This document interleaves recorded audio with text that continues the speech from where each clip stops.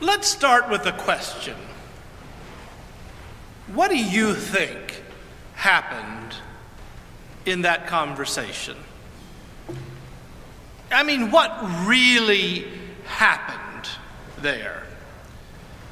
We encounter in this chapter of John an utterly obtuse conversation between Jesus and one of the Pharisees, and yet, think of everything we get from the 3rd chapter of John. Beloved verses like God so loved the world, followed by the equally or perhaps even more important verse that God did not send the Son into the world to condemn the world, but so that the world might be saved. What's more, everyone who consider themselves born again would cite this chapter as the origin of that phrase. It is enough to leave me wondering, maybe you wonder it also, just what exactly happened in that conversation between Jesus and Nicodemus.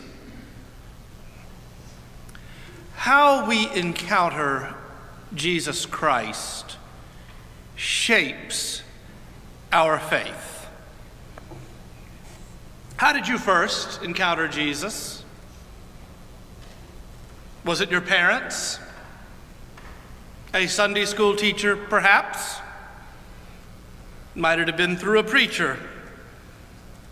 Are you perhaps encountering Jesus Christ for the first time in this moment? However you answer those questions, each of us comes to know Jesus Christ somehow. We may know him abstractly. Indeed, a great deal of the world knows Jesus abstractly, like an archaeological question. Or perhaps we know of Jesus historically as a shadowy figure recorded by the historian Josephus, significant enough to merit being recorded, but with hardly any detail. Perhaps we know him theologically, seen through the lens of the gospel writers. The way we encounter Jesus Christ probably does more to shape how we understand him, how we understand our own faith, than anything else. I don't need to belabor the point that Jesus has been misrepresented plenty through the years. A lot of words have been put into his mouth, but nonetheless, I wonder, even with that acknowledgement, how did you meet Jesus? Sometimes I suspect the mainline church is a little leery of looking too Jesus-y because we don't want to be tarred with the same brush as fundamentalists whom we believe perhaps have hijacked the message of the gospel for nefarious and at times even political purposes. So we in churches like the Presbyterian Church solemnly intone words like Christ and hope that the theological and soteriological implications will subtly shape what people hear from us.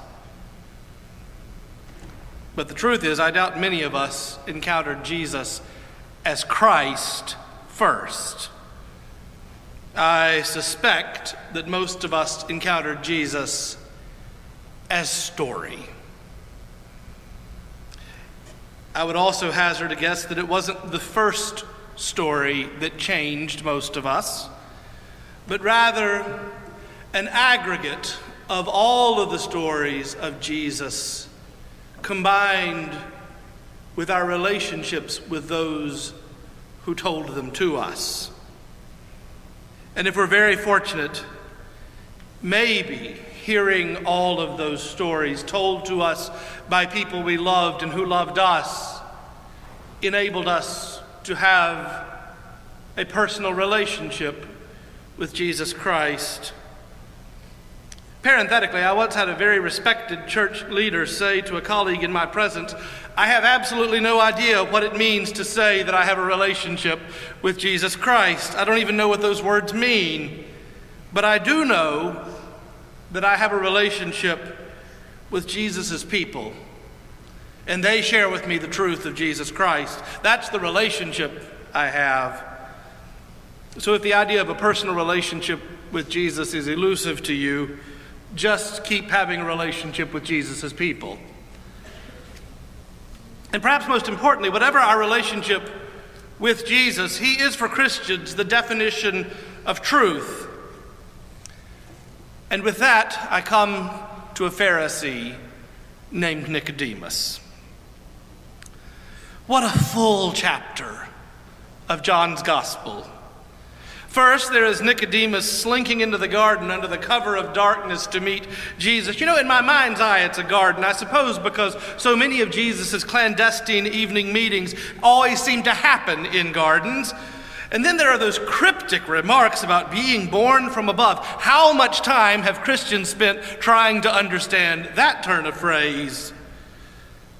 And of course, I've already tipped my hand that as beloved as is the 16th verse, I think perhaps the 17th verse may be even more important to us in our formation of the Christian identity, that God did not send the Son into the world in order that the world might be condemned, but in fact quite the opposite. Yes, there's a lot going on in this third chapter of John, and how we encounter Jesus here might just shape how we see the truth. Now, Nicodemus was a Pharisee. I imagine most of us know what that means. Modern usage, by the way, conflates Pharisaism with hypocrisy. That is a wrong understanding of the term. The Pharisees weren't any more likely to be known for their hypocrisy then than now, I suspect. Were there any hypocritical Pharisees? Yes, I'm quite sure there were. But more than that, the Pharisees were the parliamentarians of the ancient Jewish landscape. They knew what needed to be done and how to do it. One scholar I know calls them the pillars of the temple. If anything, he concludes, the church needs more Pharisees. Certainly there's that notorious passage where Jesus calls them out for tithing mint and dill and cumin while ignoring the weightier measures of the law. But let's be honest, don't we all know somebody like that? Someone who can snatch tedium from the jaws of inspiration. We all know someone who is perfectly happy to regale us with opinions on matters about which we care not one teeny little bit.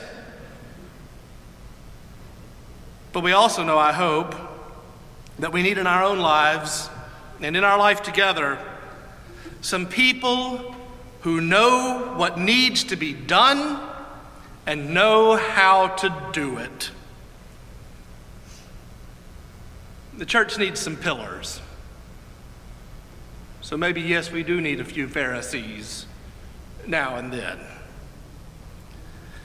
This Pharisee went to see Jesus, this competent, well-versed in Scripture, respected believer who knows how to get stuff done, went to see Jesus, and he did so under the cover of darkness. And there's not really any real resolution to Nicodemus' visit to Jesus in real time, other than that we do know that we encounter him twice more in John's gospel account. First, he appears advocating for Jesus in the council. He is sticking his neck out for Jesus. Something about that encounter must have gotten to him. And then, when the story seems all but finished, he is one of the men who claims the body after the crucifixion. It's a special sort of friend who will claim your body. So whatever Nicodemus encountered in that garden, it stuck. I don't know what he encountered there, but whatever it was, it must have been profound. Welsh poet Henry Vaughan suggests that it is so profound that it would be better to remain in darkness with Jesus than to move forward into the light. He writes, "Were all my loud evil days calm and unhaunted as is thy dark tent, whose peace but by some angel's wing or voice is seldom rent, then I in heaven all the year long would keep and never wander here." Vaughan captures something so rooted in reality, doesn't he? That there are times when we would rather stay in the garden than do anything else. I mean, who wouldn't rather withdraw at times to a safe place, alone with Jesus, and hear words of comfort and truth, particularly in anxious times? That's not really what the church is for. That's not really what Jesus' followers are called to do. And so as far as we can tell, when the conversation ended, Nicodemus got on with his life. And so must we. Jesus went on preaching. The next thing we read about is his baptism. It is as sure a sign of God's immersion into the complexities, messiness, difficulty, joy, and laughter of life as we can find. Straight from his nighttime visit with Nicodemus, we come to yet another version of the baptism of Jesus. Straight from talking with this Pharisee, Jesus is plunged into the roiling, churning waters of the Jordan alongside a massive mess of sinful, needy people. Now, it would be tempting, I think, in the church, particularly when we've already heard the baptism of Jesus so many times in the liturgical year already, to race past this interlude and get right back in with the baptism and all that goes along with it, because it's certainly easier to understand. If we did so liturgically, we'd be left with none of Jesus' cryptic words after all. I mean, let's be honest, he never does explain to Nicodemus in any understandable way what in the world he is talking about when he says one must be born again from above. At least whatever explanation he gives certainly doesn't add any clarity to the conversation. But I think we would miss something if we did. I think we would miss the chance to ask questions of ourselves. You see, I suspect Nicodemus is a microcosm of faith. Most of us, I expect, like Nicodemus, would like a great deal more clarity on the issues of life. I suspect most of us would love to have, as the Pharisees could provide, a roadmap for the life of faith. Do this and then this follows. Do this and something else will follow. It would save us a lot of questions and perplexity, wouldn't it, if it were just always clear? Think of the current life of a Christian and all of the issues at which we have to make our best guess and hope that we are being faithful. Oh, I suspect Nicodemus is a cipher, someone in whom we can view ourselves as we contemplate what it means to be a person of faith. I could be a Pharisee named Baron very easily. I suspect Sarah would make a great Pharisee if called upon to do so. And we would probably all make great Pharisees. We could have Pharisees named, okay, maybe I won't name names, but isn't it tempting, really, to come to Jesus under the cover of darkness, where we are free to leave faith as an academic exercise? Maybe you're intrigued by Jesus, but this whole commitment thing is going to be a bit of a challenge. Whatever our experience, it's easy to look at Nicodemus and see there a mirror. held up to our own experience. I mean, we could do a lot less seeking if everything were just laid out for us, couldn't we? I do think we are doing a lot of seeking, particularly this time of year, this Lenten season. We are doing a lot of seeking, but even more, I think, in this time of life, in this century, in the American context, when various folks would love to tell us plainly what it is we should believe about just about everything, we are seeking something more profound than what we can find when the world is laid out before us without the possibility of surprises and twists and turns. Because the reality is that when we are open to possibility, we can find so much more than what we thought we were looking for. It is a good thing to seek more in our spiritual lives, more truth, more faith, more love. And if at the end of our seeking all we have found is ourselves, then we are no worse for wear. It is never a bad thing to understand oneself better. But the possibility exists that if we are serious about seeking more truth, more faith, more love, we might just encounter transcendence. We might just find something greater than our understanding. And I don't know, perhaps that might be something like being born again. I don't know what Nicodemus found in that conversation, but I do know that the other two times we see him in John, it looks like he found a lot more than just himself in that conversation. And so I would hazard a guess that in Jesus, it's possible Nicodemus found the transcendent holy otherness of God in all of the mystery of the incarnation. And sure, it would be awfully easy in that moment to want to stay there, defined by that moment. Henry Vaughan concludes his poem, "There is in God, some say, a deep but dazzling darkness. As men here say it is late and dusky because they see not at all clear. Oh, for that night where I and him might live invisible and dim." Oh, it would be so much easier sometimes just to linger in the comfort of Jesus Christ. How do you encounter Jesus? Is it in stories?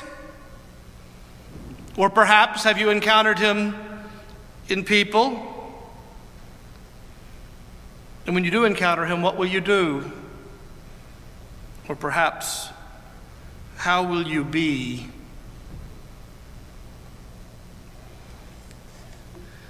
Is it possible that we could indeed be born again from above, or perhaps even that we could believe that through him the whole world might be saved? All of these questions. It would be so tempting to stay in this garden and to linger over them a while longer, wouldn't it? Under the cover of darkness, Nicodemus opened a door to a world where all of the certainty of faith, practice, and protocol came face to face with creative, sacred messiness in the incarnation. I can only imagine what it took to make that walk there under the cover of darkness, and I can only imagine the way in which he was changed as he departed. But I suspect strongly that he may have wanted to stay there just a while longer and linger with Jesus in nighttime conversation. And I'm quite sure that we too might want to linger just a while longer here in the soft sureness of the presence of Jesus Christ. It would be a great comfort, like I said, in an anxious world to do just that. We could do it. We could stay huddled right here in this garden. But just like in the story, if we do that, Jesus will have moved on. Somewhere, the roiling churning masses of hurting humanity need him. So that is where we will find him.